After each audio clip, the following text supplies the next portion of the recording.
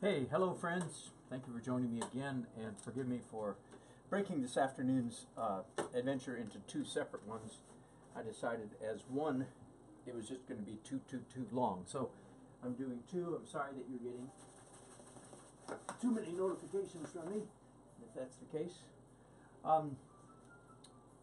This is a painting I did 2 days ago, right? Today is Thursday. Yes. No. Yesterday, I painted that one. Yeah, 2 days ago. Sorry. Tuesday afternoon. Hello, Susan. Good to have you on board. I have just done a glaze, one color, over the entire canvas of oxide red, which is certainly my favorite. I say that because evidently it's my favorite because it's what I go to the most for my glazes. So did it over the whole thing, and then I started the broadcast here, so you haven't really missed any excitement. Just imagine this whole painting looking considerably less orange, and you will know what it looked like just a few minutes ago. And I just discovered I run out of, never use your teeth to open your paint. I just discovered I had run out of ultramarine, so I'm getting that up now. And indeed, it turns out ultramarine is probably my second most frequent go-to color for glazes. And with ultramarine, I'm going to make this corner a little bluer. I'm going to make this a little bluer, and this corner also a little bluer.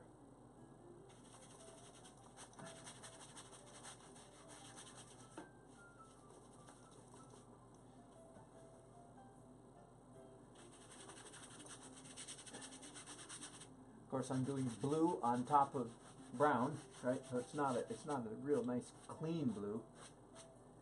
Dirtier than that, but I'm liking that. Okay, now I like this painting quite a bit. I'm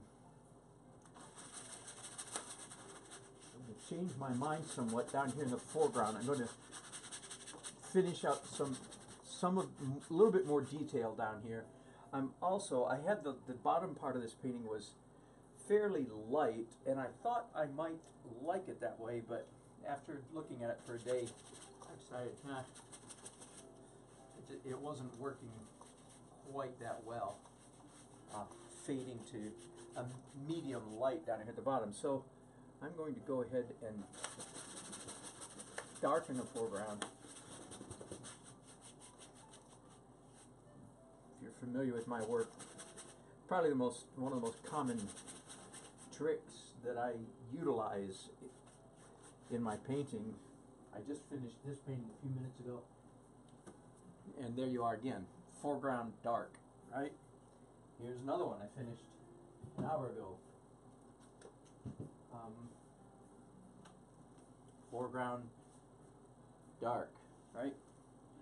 So again, just want to I don't want to overdo that trick, but it's pretty common for me to make my, because then our eye is led into the heart of the painting.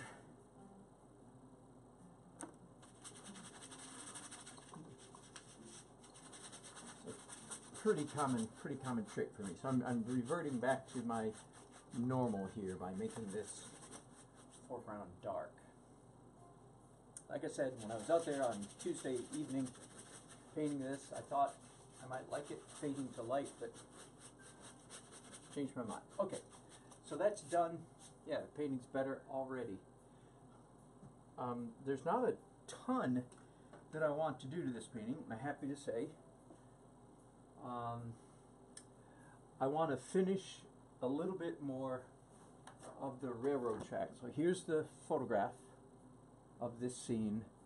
And you can see it actually is big empty spaces down here, but I want to go ahead and render just a little bit, not too much, just a little bit down there. But before I do that, let's paint with a rag, shall we? And pretty predictable. I'm just going to re-accentuate. Am I making up words there? Maybe. I'm going to re-accentuate, because it already was accentuated. Now I'm re-accentuate the contrast, the light areas of this painting. So all the buildings that were light, making them light again, and then the sky in particular. Now I like the sky with with a little bit more brown in it, but it needs to be a little bit lighter way down here at the horizon. It was a gorgeous evening. It was one of those days that really paid to ignore the weatherman and go out and paint anyway. So many times as a plein air painter, I tell you, so many times that happens. If you let the weather scare you off plein air painting too often, you won't paint often enough. So again, be prepared for rain, but there's so many times that I've chanced it, and the best weather, the best visions, the best subject scenes happen in weather, not in pretty sunshiny days. So if you're thinking about, if you do plein air painting, again, I'm saying this to myself too, don't let the forecast of rain scare you off too often, because some of the best paintings happen. Now sometimes, if you're like me, you can, if your art studio is in your van, or your vehicle, you know, sometimes you can sit there in the rain and wait for it to clear up, hope it clears up, and if it does, jump out and paint, and then jump back in, so on and so forth. And again, it helps if you have, you know, umbrellas and things like that. Okay, so right here with my fingernail, I'm indicating a little bit of the railroad track. I think that's enough. I'm going to throw this rag out now. Now let's do some drawing with some brushes. Oh, somebody asked me yesterday. So I draw with brushes, and what's the difference between? I was counting up yesterday and the last 2 days how many layers of drawing. Well, I think it's pretty simple, pretty intuitive. Anytime that I pick up fairly small brushes and do liney stuff, I call that drawing. Then when I pick up a big brush like this and do glazes on top of that, that is not drawing. When I'm drawing that distinction, that distinction. Okay, so just a little bit of detail in a little bit of the railroad track here.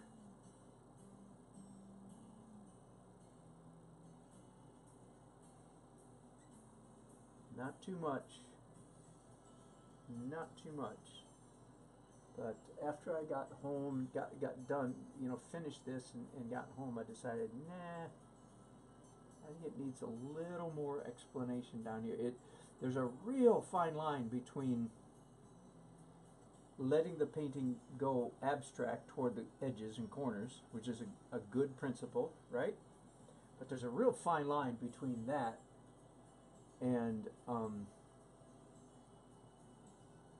not finishing the painting. And if it doesn't look finished, then it's probably not. You've missed it. It looks unfinished. Then you need to come in and finish it. So that's what I'm doing here. After I got home 2 nights ago, and especially saw this with fresh eyes, maybe the next morning, yesterday morning, I went, I'm not, it doesn't convince me. All this empty space down here, I'm not convinced that the artist didn't just wimp out, so to speak. The artist was me, of course. I didn't know what to say to myself. So here I am, finishing. Just hints. In fact, there's a vertical line right here that I rather like. It's not in the photograph at all.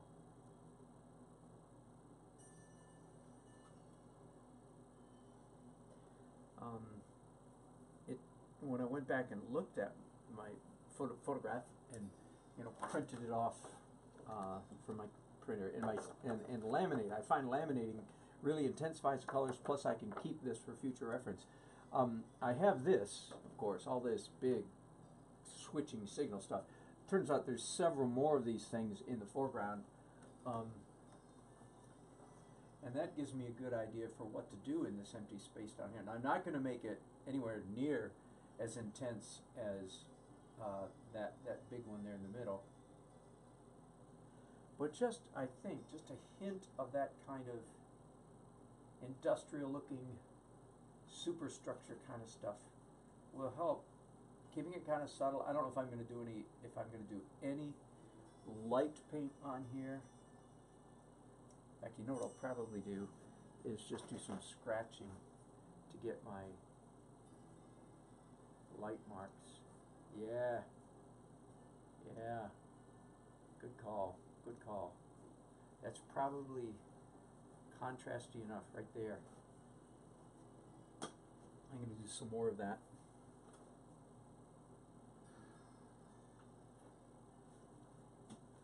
Hey, baby.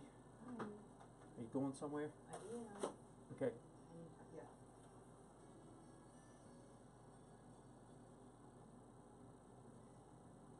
All right, welcome back. Sorry about that little break. Sometimes the reality of multi-generational family life trumps things like broadcasting. So there you go. So I'm all good, ready to go.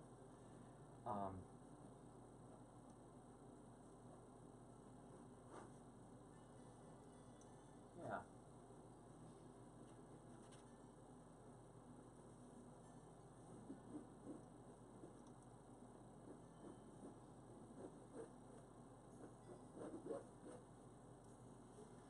That might be enough. Just that. Just that much might be adequate. Let me take, there was a fence here though. Let me take this dark outline motif, this kind of stuff, and bring it up in here a little bit so it's not so abrupt.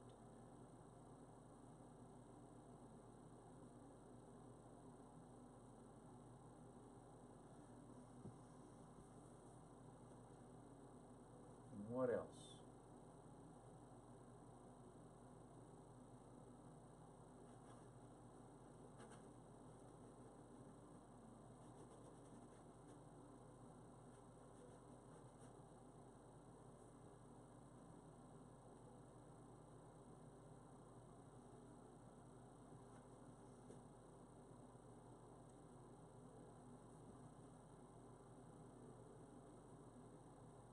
Sometimes when I want my brushes to flow, when I want the paint to flow a little bit more freely on a canvas, I'll dip my brushes in the Gamsol, in the Turpenoid or Gamsol, Gamsol this, in this case, because then you get a little bit more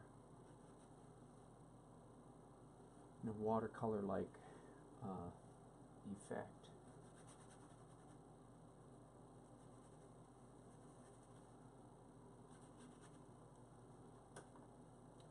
Again, just a little bit of scratching over here.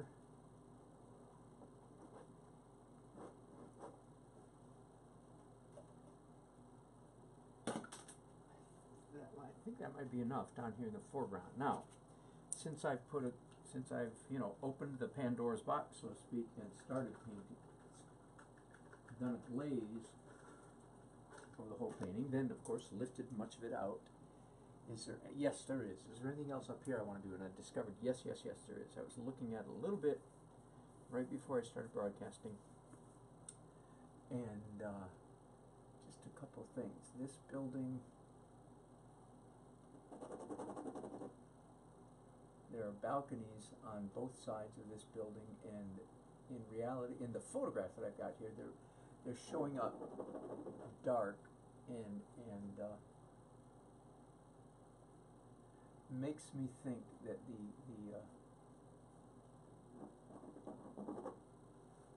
makes the buildings work just a little bit better.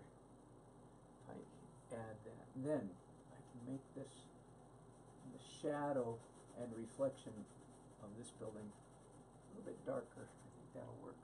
Yeah. Likewise, some dark stuff up here,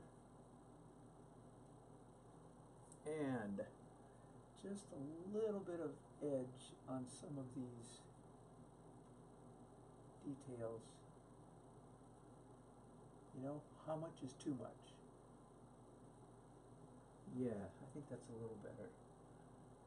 That's a little better. And then maybe too, just a hint of vertical. Let's see if I can do this with a palette knife. Not too much, just to kind of give the impression that it's glass.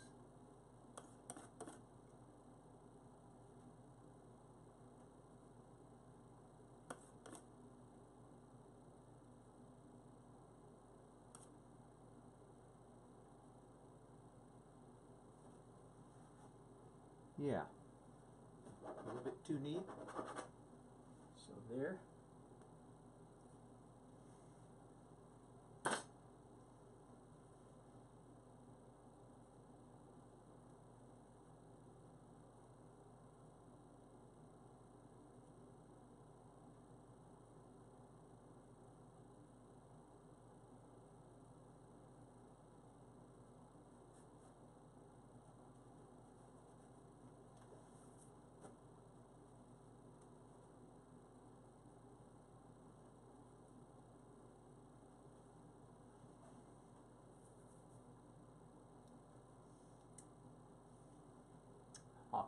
Yep, and a little bit of darkness on the shady side of this building.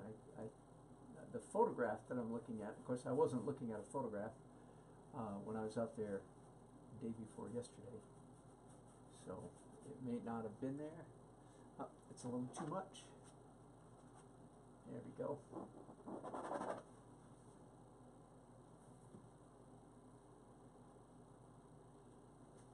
I quite like the feeling of this painting, I'm happy to say. It has quite a bit of I don't know what word, scratchy texture. And I don't mean just from scratching. I mean just the paint itself has a scratchy texture that I tend to like, as opposed to a globular, as opposed to a smooshy texture. One of the things I admire most in Richard Schmid's work is his texture. His sharp edges are really sharp, really crisp, and edges is not the right word, I don't think. Its texture is really the better way to think of it, I think.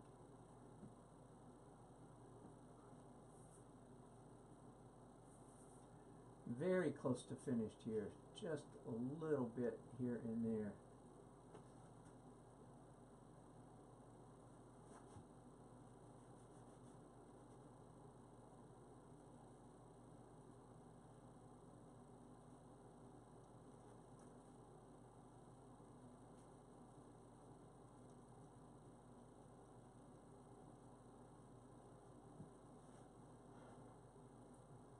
Enough of that. Now, so much for the dark. Usually the rule can be broken, but you better know what the rule is, or you're probably just screwing up. The rule is, anytime you do dark, that means you're setting yourself up to follow up with light. So indeed, where do I need more light? I think this building right here could stand to have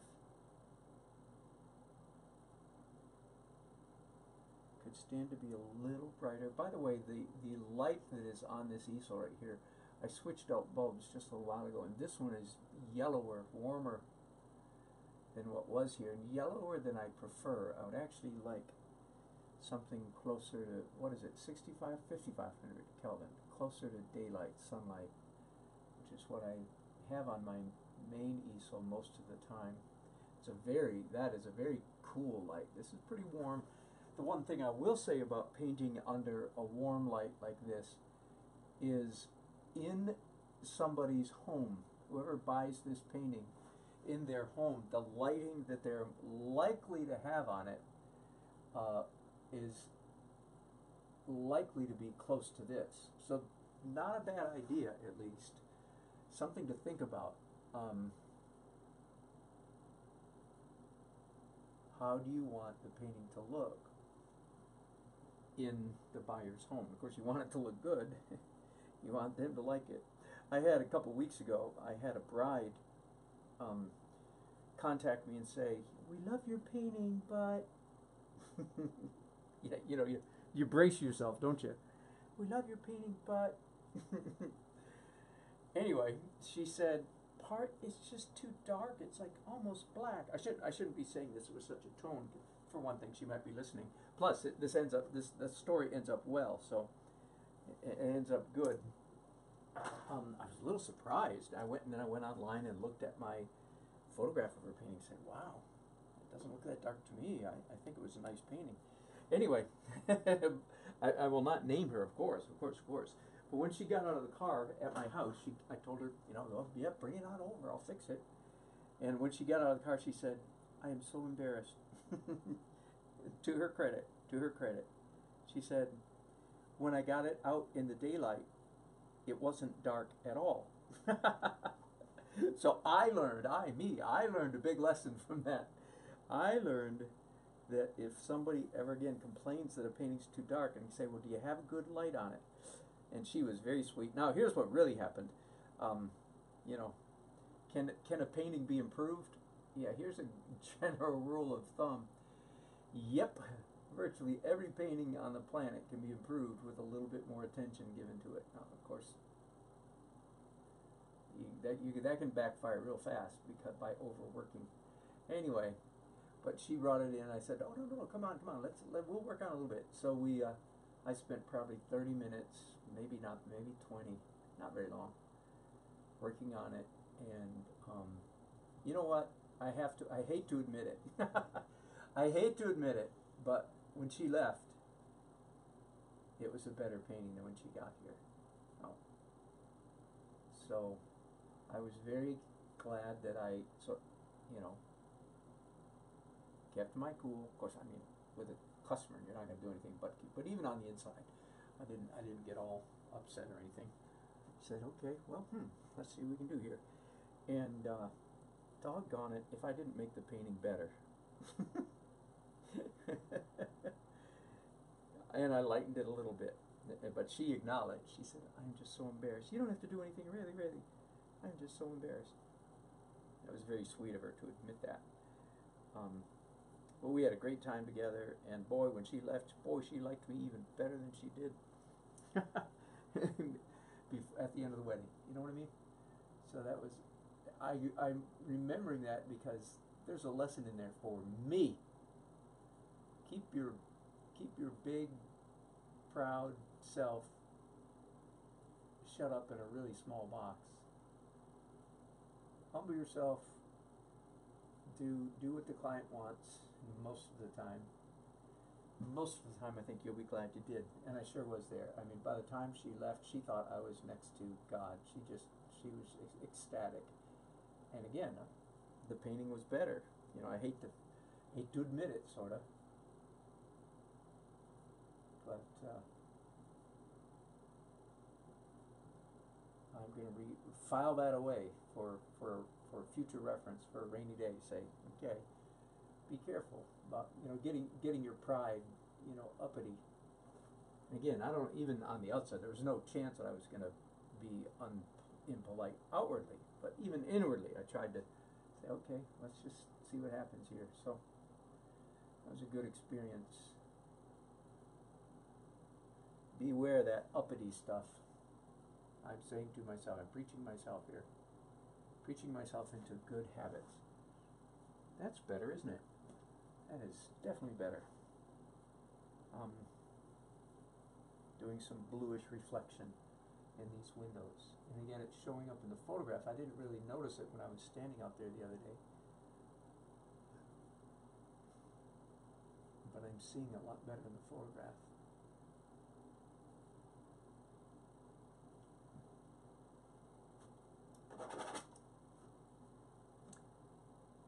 Yeah.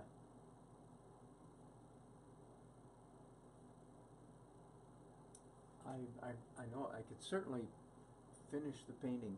I mean, I can sign it right as it is right now, I feel like. Oh, wait a minute, I've got this really cool dull aqua color that I just did on those windows. I sure would like to put it somewhere else. Almost anywhere.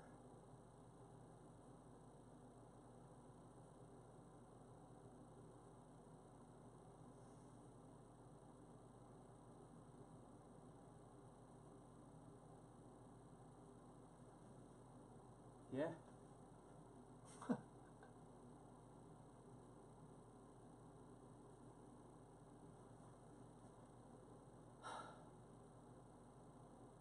Oh, I know, just a hint on some of this metal superstructure stuff over here. Just a hint. Yeah, sweet. Oh, that was nice.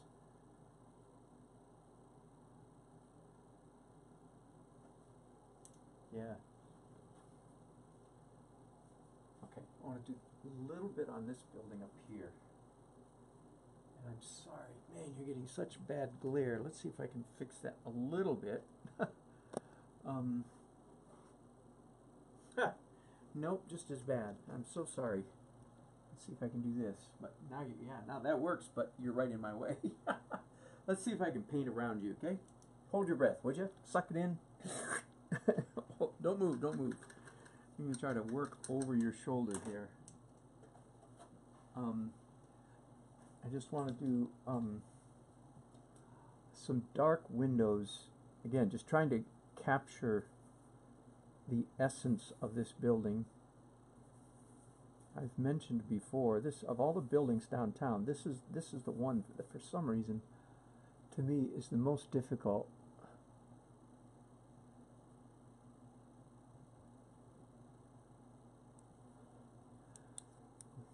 And I hate to do all this right-handed painting, but at the moment I feel like I need the control.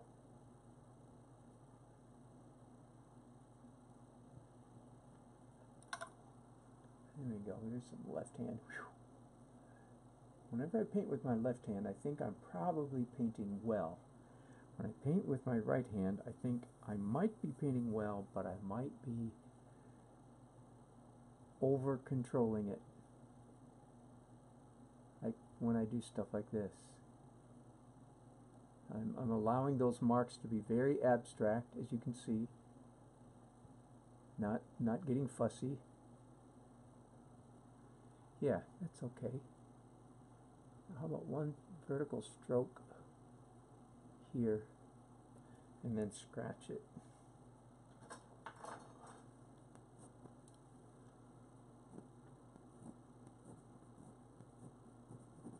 Yeah. Yeah. See, again, see repeated motif, windows, but rendered in different methods. Okay, I'm going to move you back out of my way. And I know you're getting glare. I don't know any way to help that. Now, I think one last thing I'm going to do here, and then I'll be done with this one. And that is I want to pop some blue in the sky. I'm going to get some slightly larger brushes.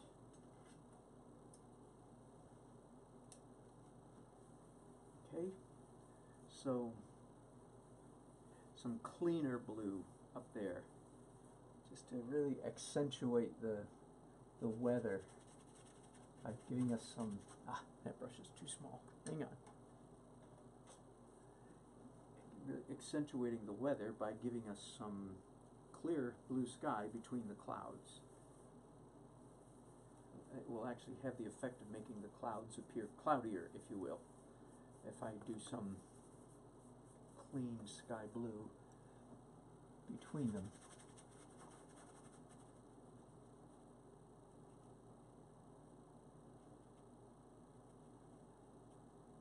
Also will have the effect of doing a nice little silhouette of that particular building. I made this building fade to dark at the top. So it's light down here and dark up here.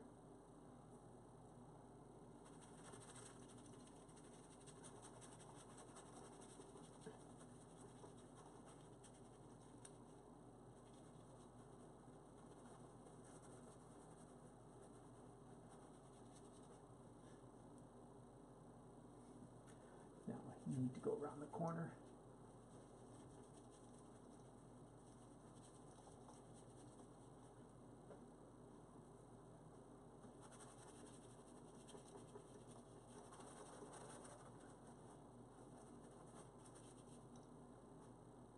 Yeah. Nice. Nice, if I say so myself. I've said often, when an artist, usually, I think when an artist says something like that, he or she is not bragging. He or she is surprised, like, wow, cool. How'd that happen? That's kind of cool. Yeah, that's really true. Okay, now.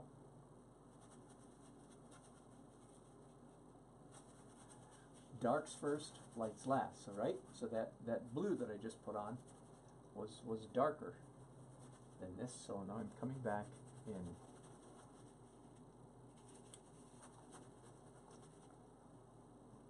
Just a little bit of cloud.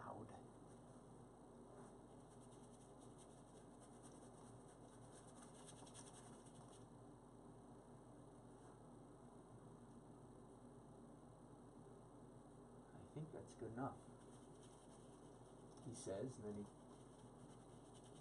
proceeds to paint more. I think that's good enough, he says, then proceeds to paint some more. I really think that's good enough. Okay.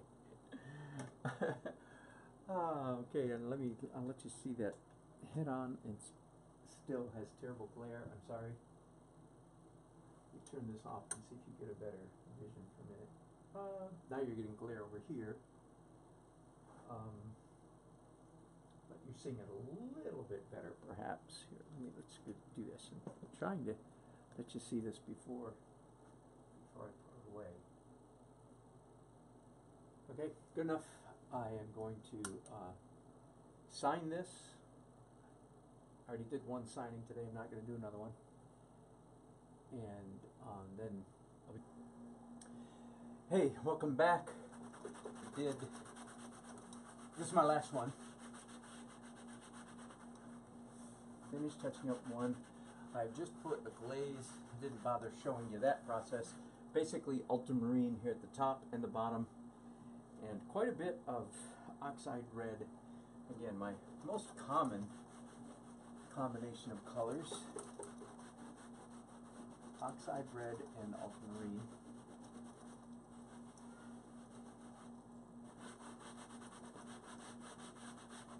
Here in the middle. Now this, for some reason,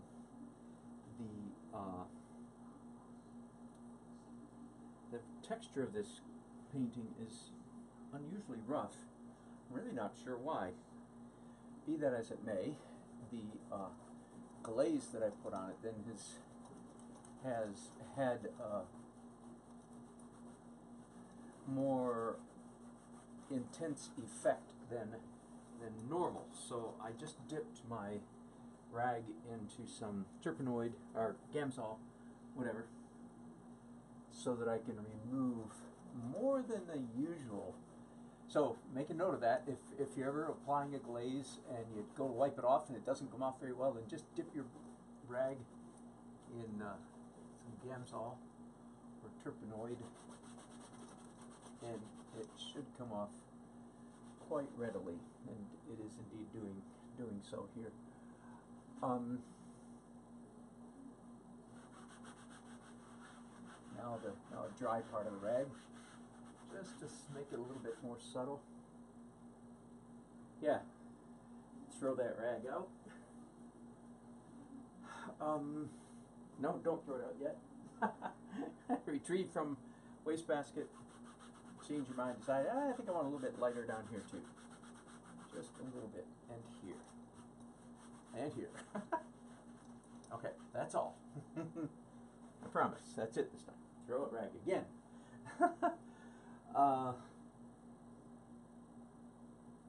Not very much. Don't need to do much to this painting, I don't think. Fairly happy with it.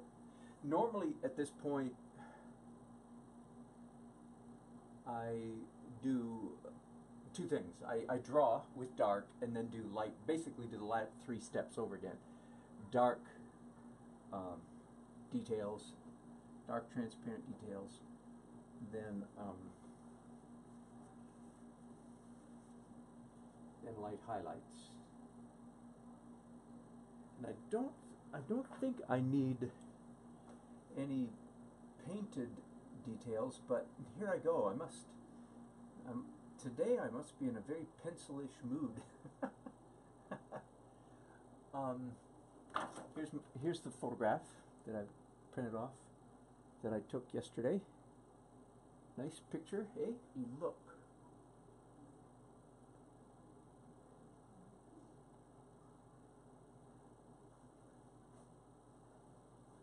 So I'm thinking I'll do a little bit of pencil.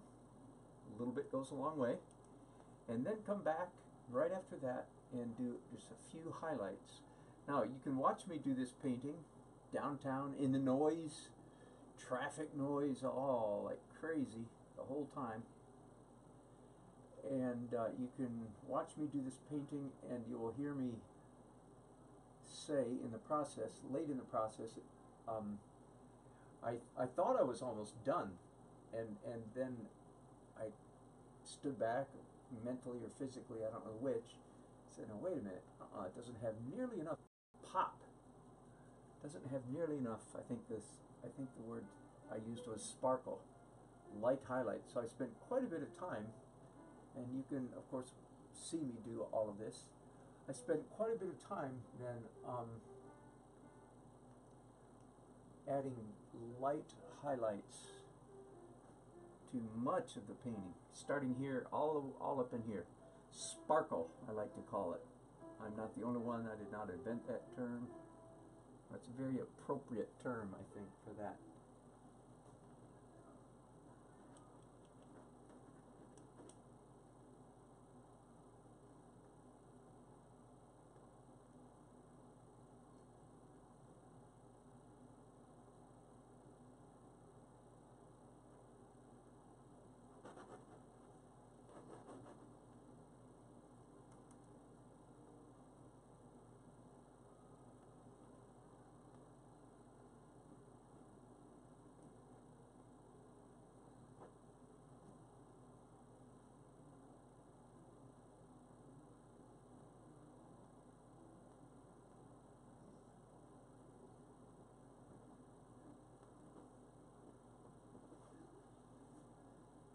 Yeah, I think that's enough.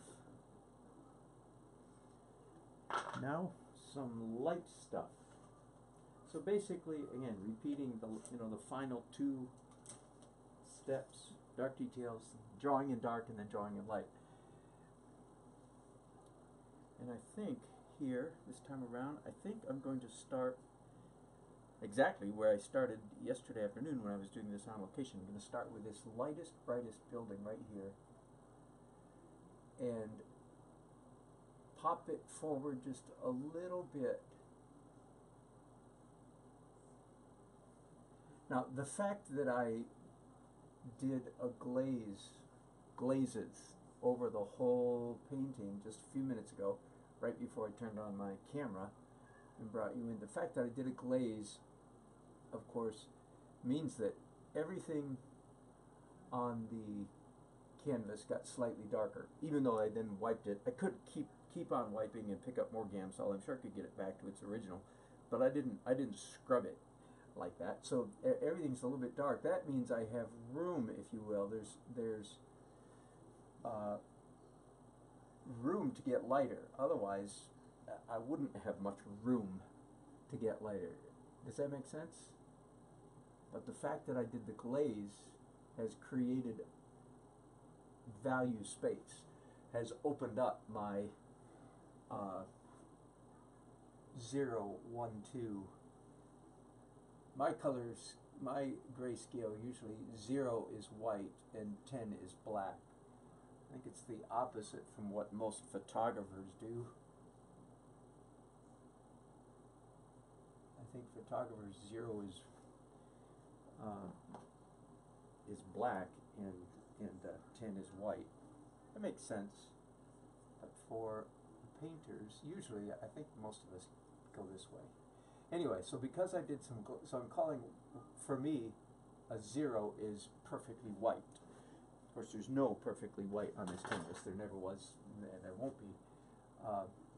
But the fact that I glazed the whole thing, I took the whole value scale, the whole painting, from maybe, if it was an average of 5, say, or 6, it's right in the middle, I darkened it to 7, or even 8 in some areas. But what was a 1 turned into a 2. That means now, are you with me? What was very, very light turned into not quite so light. So that then leaves room for me to come back, so to speak. I've bought myself some headroom in the value scale, some space, so that I actually can come in here now and do some light stuff without just going to pure white, which of course is not what we would do in any case. So now I'm mixing up an orange, so in a sense I'm repeating what I did yesterday, just doing it again, creating a little more interest, a few more layers.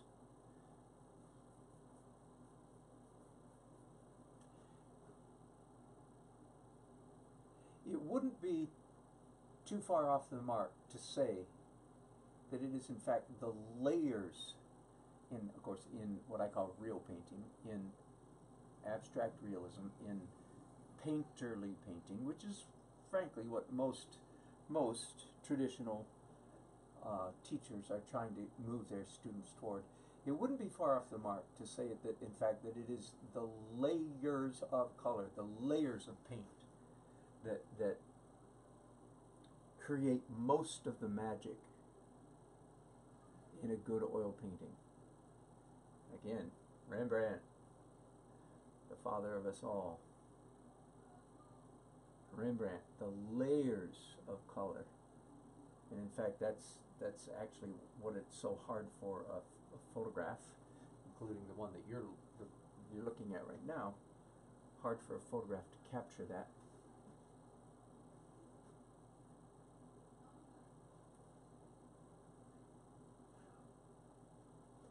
This is a very bright and happy version of this scene, isn't it? I've done the scene several times before. Several, 8, maybe even 10. I don't know how many times I've painted this scene, this view of Raleigh. This is pretty bright, and that's all right. I'm not complaining. I'm not disappointed that it's bright. It has its own space, its own reality. This is maybe my most pretty, my prettiest painting of the skyline from South Saunders.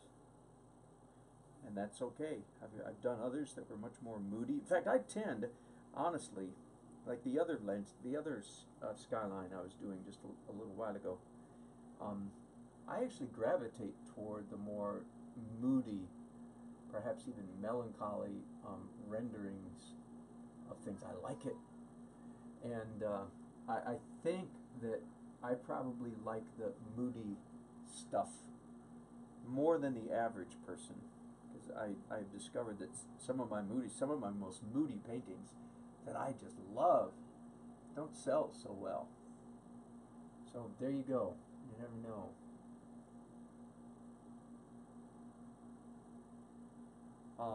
My paintings are not the product, are not the result of me being moody or being depressed.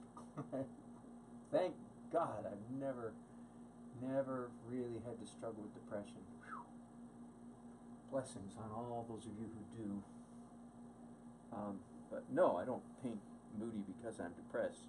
Quite the contrary. Maybe I'm free to paint moody, melancholy paintings precisely because I'm not depressed. I don't know. Interesting theory, huh? My goodness, right at the last second my brush picked up a speck of paint that I didn't want. Ooh.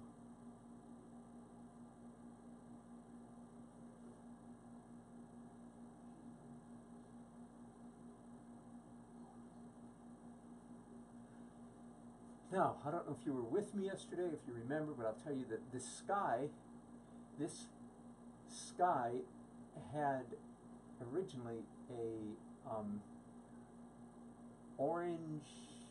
pink orange underpainting. You can still see tiny bits of it peeking through everywhere,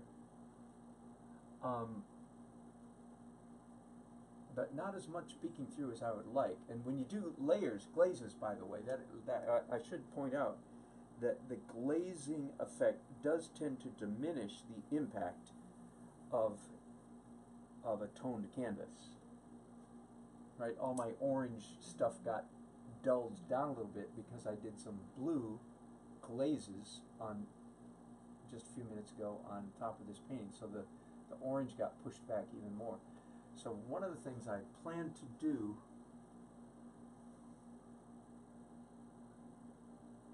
in the sky here is come back and introduce some fresh orange stuff. Let's see if I need any more blue. I don't think I do. Oh yeah, I do. Thank you.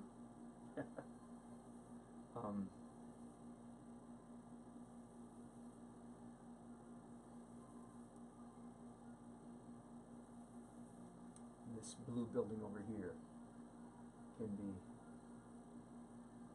bluer. It was bluer, then I did a glaze over it, and then it was browner, so now I'm making it bluer again. Yeah, just want you to understand that process. The glaze changes things, of course. Makes things darker, of course. Every glaze, because it's transparent, makes everything darker.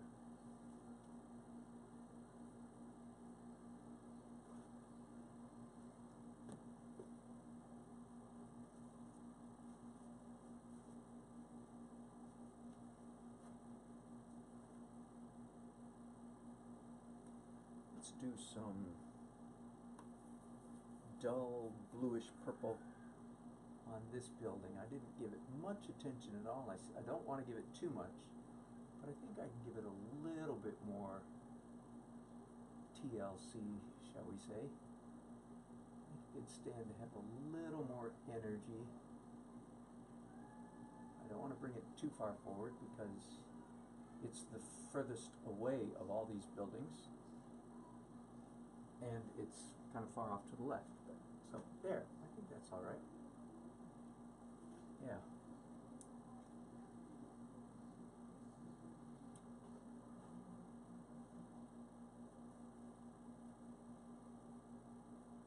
Almost finished with this.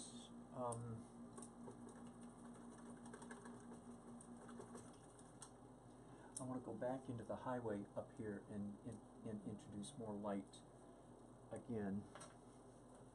And I wonder if I can just scrape some of the, nope, let's try it with a fingernail. I would like these lampposts to come back whiter. So maybe if I'm thinking if I can scrape some of the glaze off it, they'll come back lighter. If not, I'll have to paint them a little bit. That's enough. Okay, highway, distant highway, road here where it disappears under the overpass. I can make this lighter again.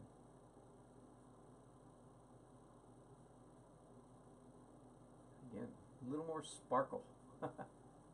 Seems to be the word of this for this painting today. Well, yesterday and today. Sparkle. Yeah. Also,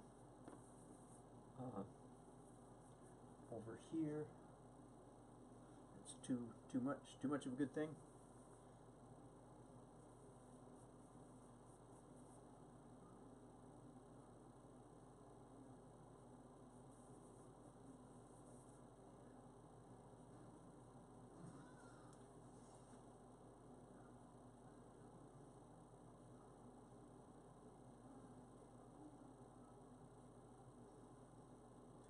With all these little marks that I'm making right now, I'm not painting randomly. I'm responding to what's already on the canvas. There's already little hints of like lines, pencil lines, brush lines, and so forth.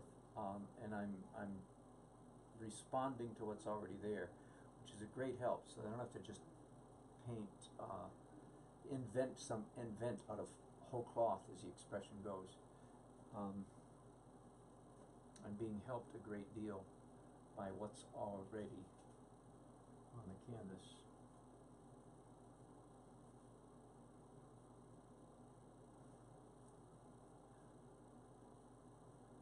Yeah.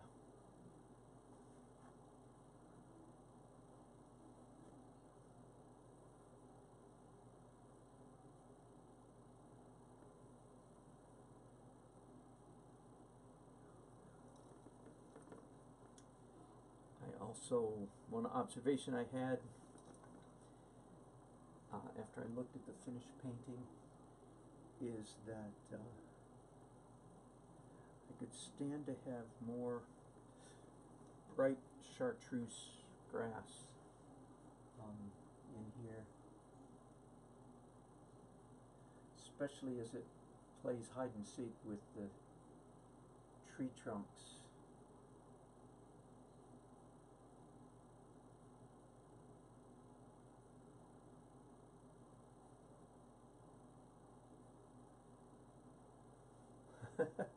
Yes, this is definitely the prettiest of these.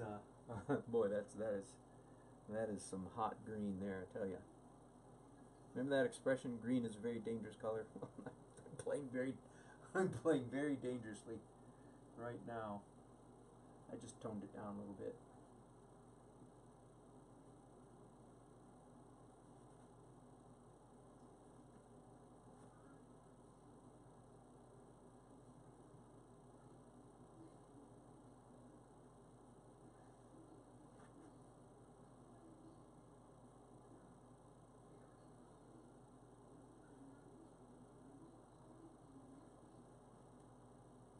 Okay.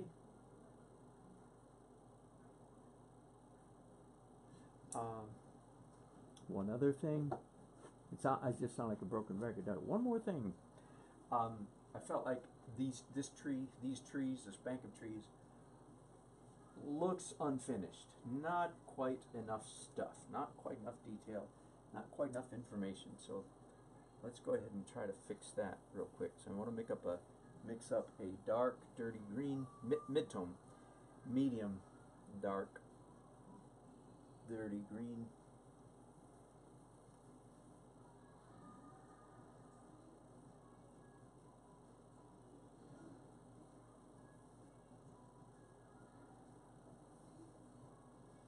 There we go. And give just a few tree shapes, crepe myrtle shapes in particular to some of these branches.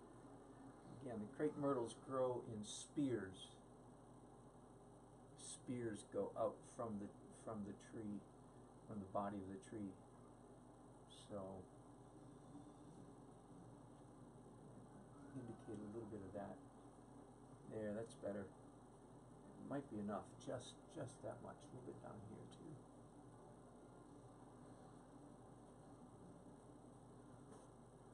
Yeah, much better, much better. Just a little more energy. Energy is really my favorite word for this kind of thing. Energy is contrast, hard edges, bright color, edges, color, and values. Edges, color, texture creates energy, and it's one of the words that I play around with in my mind the most. One of the words that is, do I need more energy here, there, and it is looking for that elusive, that perfect little balance of energy is what you're looking for. I think I'm just about done. Again, a very merry, that's a good word, a very merry, I won't give that as the title, a very merry view of our city.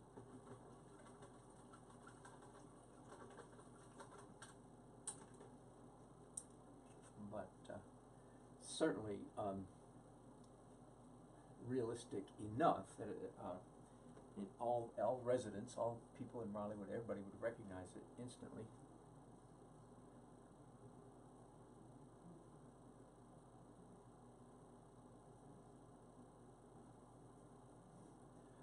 I want to do a tiny bit on the traffic sign over here. I realize if I would just do a bit of the opposite corner, it would have more the effect that I'm looking for. You see what I'm doing there? This sign is quite literally lost in the woods.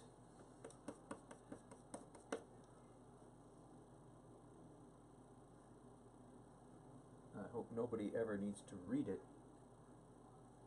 At least it has a great big vine growing completely over the center of the sign. And now that stuff grows so fast, it could have happened in 2 weeks. And then, whoops, okay, I just overdid it, didn't I?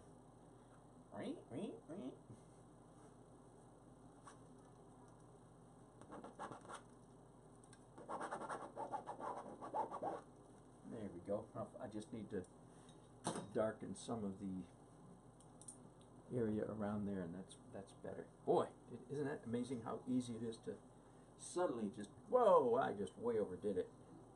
Way overdid it. But it's an easy fix. Mix up some dark, transparent, not dark opaque, ironically, but it's because it's going on top of something even darker that it's okay. Now, most of those little scribble lines that I just made a minute ago, most of them I like.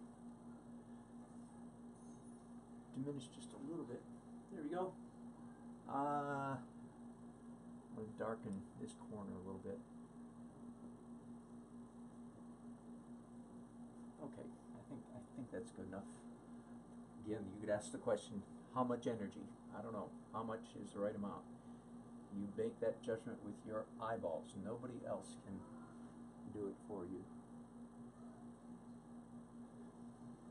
You know what? I just realized this car right here is a little bit too small compared to the others. Dang, glad I caught that when I did, but I'm a little embarrassed that I didn't catch it sooner. You know that feeling?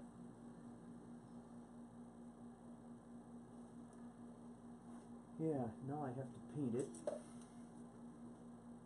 Darks first, mixing up a neutral dark black, and draw it. First of all, as a silhouette.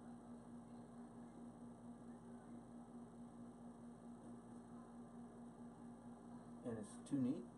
Mess it up a little bit. Okay? Literally mess it up.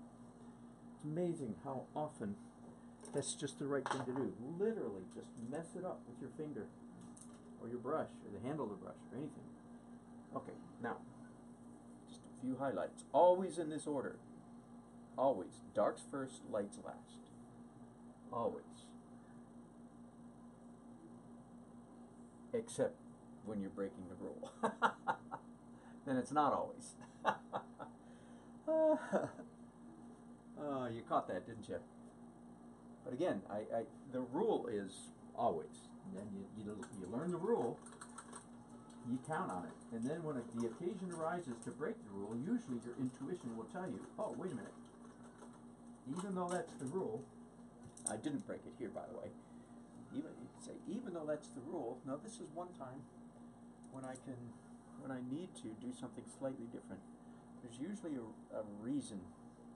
You can't always come up with verbally, it might be a visual reason you're having a hard time putting words to.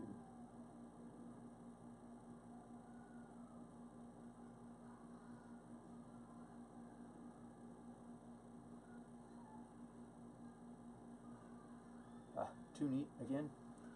Too neat. There. Okay, I think that's all right. I think that's all right. I did have one more thing. Just one. Just one more thing. I promise. Oh, there, I missed you. Lost you on that car, didn't I? Sorry about that. Oh. Brake lights. Some brake lights way down here. So first of all, just a smudge of red. Just a smudge of red, and then come back with a pale orange or white to go in the middle of that smudge.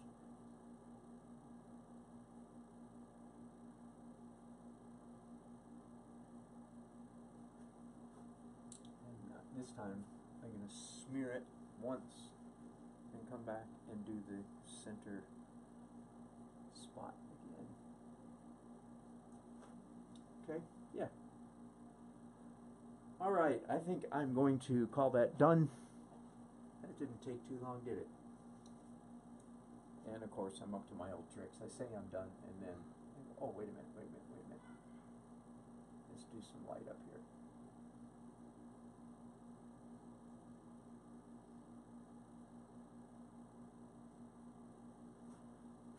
I think I'm done. I'm going to sign it, and so I finished 4 paintings today. That's a good day, isn't it? Really, the word is touched up. Every painting was somewhere between 90 and 98% finished. And yeah, I'm happy with that. So thanks again for watching. I have no idea what I'm doing tomorrow. What I would like to do tomorrow, if the weather cooperates, is go out in the country and do another one of my country paintings. Here's what I'm, and probably a small one too. Something sort of like that. True grit. Looking for American grit scenery. Scenery where it looks like people have worked very hard for a long time. What I wanted to call this series, I don't know if it's going to turn into a series or not, but Real America. Just real America. You know, an old, I don't mean nostalgic, not old, not nostalgic, like that kind of old, but a gas station from the 1980s. Okay, signature time. Again, I won't torment you with my signature lecture this time around. Oh, wait. Wait. Hold the camera. Stop. Nope, there was something I'm going to do. Absolutely, and it's important. Man, glad I caught this. I mentioned to you earlier that I want to reintroduce some of the original orange into the sky. So I'm mixing up a pale but bright orange. I'm going to start at simply reintroducing it to the edges of some of these shapes. Then I might even come up here where I see little bits of orange, yep, and re-accentuate it just a little bit. Isn't that crazy? I want it to look like, honestly, I want it to look like it's orange showing through from underneath, and it does. And then I want to, again, along the edges of things, because our eye gets a kick out of, I know this sounds so counterintuitive, our eye enjoys being tricked. And the grumpy adult among us says, I don't enjoy being tricked.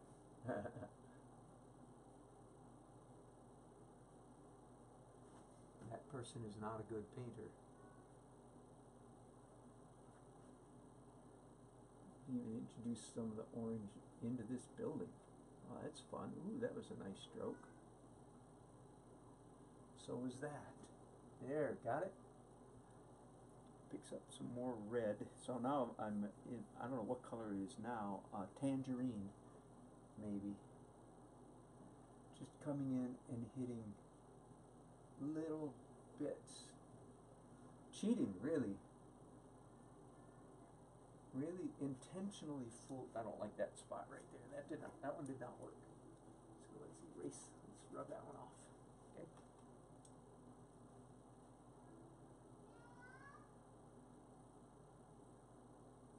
Okay. The kids, the natives. I'm in charge of the kids tonight. The natives are getting restless, so I'm gonna have to get out of here real soon. I'm so glad I remembered this. I would have remembered, tomorrow when I looked at it. I'm glad I. This is, those of you who paint on a toned canvas, this is a good trick. You should do this. After the painting is all finished, come back with the same color with which your canvas was toned. You with me? That same color, and sneak some of it in, here and there and here and there. This is not to make something look real. This is not realism. This is the magic of painting. And now I'm just introducing little bits of it here and there. Oh, this is so fun. I can't believe what the tiny, tiny, tiny little things I'm doing. What a difference it's making in the painting. This is amazing. Wow. And it's because I'm playing with what was underneath much of the sky to begin with. Of course, I'm getting carried away doing, orange down here.